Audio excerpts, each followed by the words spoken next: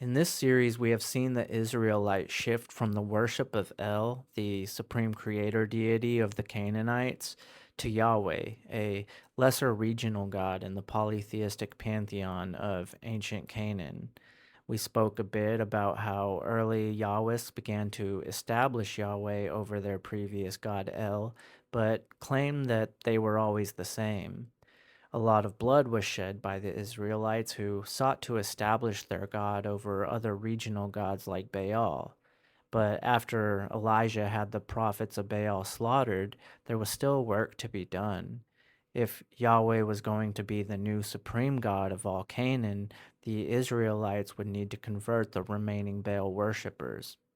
Now, after Elijah had 450 of the prophets of Baal slaughtered, the Yahwist faction deployed their next weapon, cultural theft.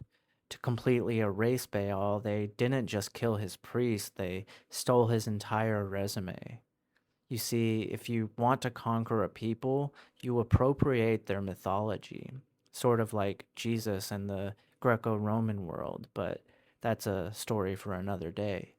The Israelite scribes began rewriting ancient Canaanite poetry, crossing out Baal's name and inserting Yahweh's.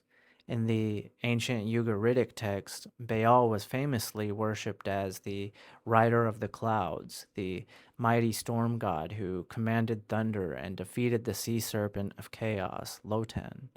So now, when you read the Hebrew Bible, a text nowhere near as old as the stories of Baal, you see Yahweh as the cloud rider. All of a sudden, Yahweh is the one who crushes the sea serpent, Leviathan. If you read Psalm 29, you are actually reading an ancient hymn originally dedicated to Baal, completely plagiarized and repurposed to praise Yahweh.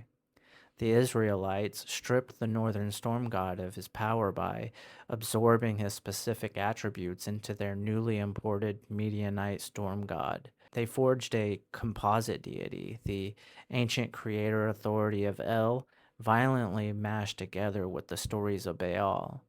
That being said, the rise and establishment of Yahweh as the one true God was simply a display of force, one group of people conquering and assimilating another group of people. That and a calculated geopolitical propaganda campaign. They assimilated the enemy's God to trick the remaining polytheists into submission, enforcing absolute blind obedience to a theological Frankenstein built on the corpses of the Canaanite pantheon.